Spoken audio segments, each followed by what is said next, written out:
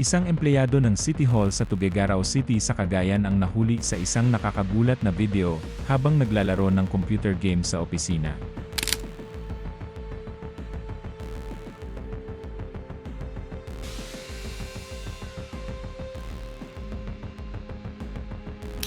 Ayon sa nag-upload ng video na si Juan Ibanag, kuha ito sa mismong oras ng trabaho sa City Hall.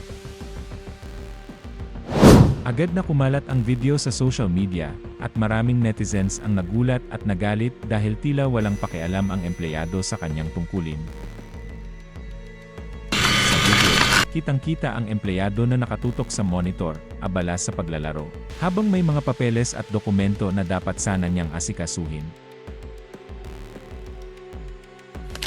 Sa oras ng trabaho, inaasahan na ang bawat kawani ay mag-focus sa kanilang gawain upang masiguro ang maayos at mabilis na serbisyo sa publiko.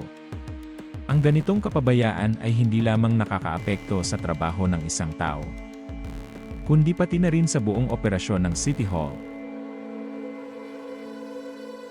Hindi rin ito pinapayagan sa ilalim ng Civil Service Regulations.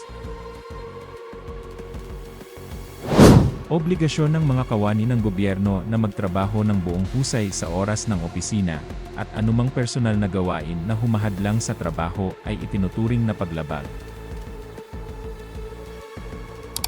Ang paggamit ng office computer para sa paglalaro ay maling paggamit ng oras at kagamitan ng gobyerno, lalo na kung ang mga ito ay para sa opisyal na gawain lamang.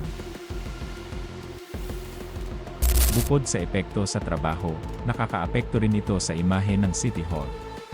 Kapag nalaman ng publiko na may empleyado na naglalaro sa oras ng trabaho, nawawalan ng tiwala ang mga mamamayan sa gobyerno. Mahalaga ang tiwala ng publiko at tungkulin ng bawat kawani na ipakita ang profesionalismo sa kanilang gawain.